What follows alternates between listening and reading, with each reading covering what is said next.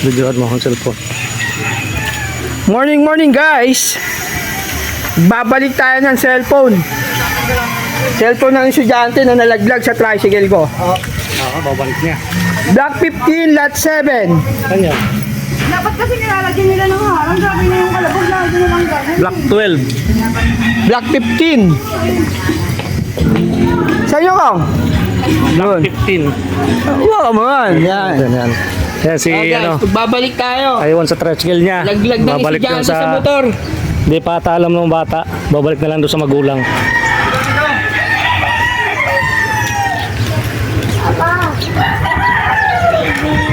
Yan mga tricycle driver ng 4B. Dapat tularan talaga. Mga Mas magandang magbalik ng gamit kaysa pag-interesan. yan. Very good. Black 15. May pasok ba trade?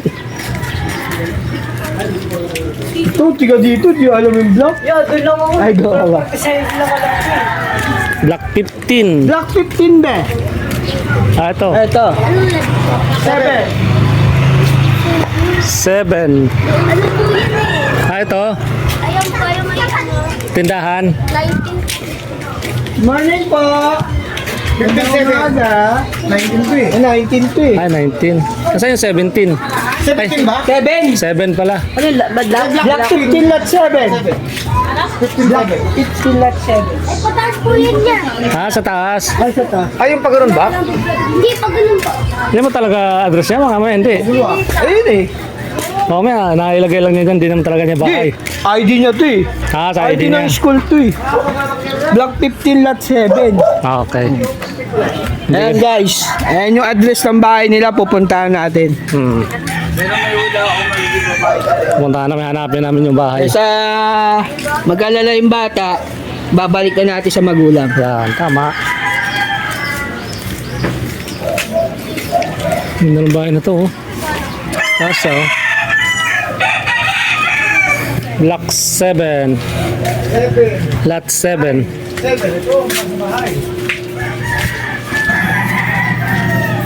Daming bahay dito. Ito.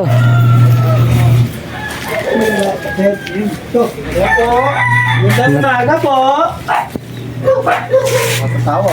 Tara mo yung pangalan ng bata. Opo. Anong pangalan ng bata? Ayun guys, nakalock. Nakalock. Walang tao yan dyan, Greg. Wala? Wala.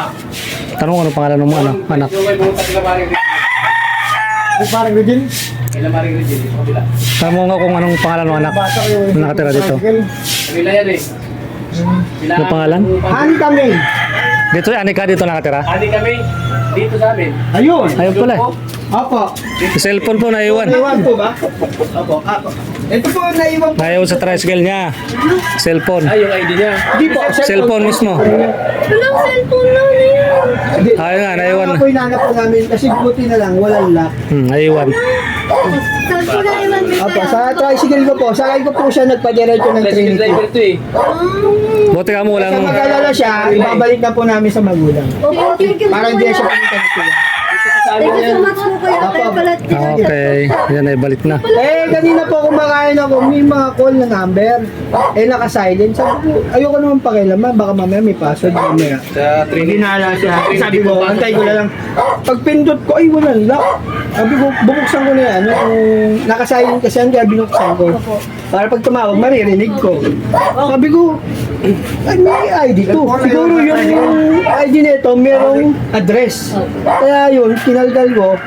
Pinuntahan ko po yung address niya. dito po Thank you sa so amin. much po. Sige, sige po. Maraming salamat po. Sige po. Okay. Okay, salamat Sige po. po. Thank you. Salamat sa inyo. Kuya, ano nga yung pangalan mo, kuya? Umpay po.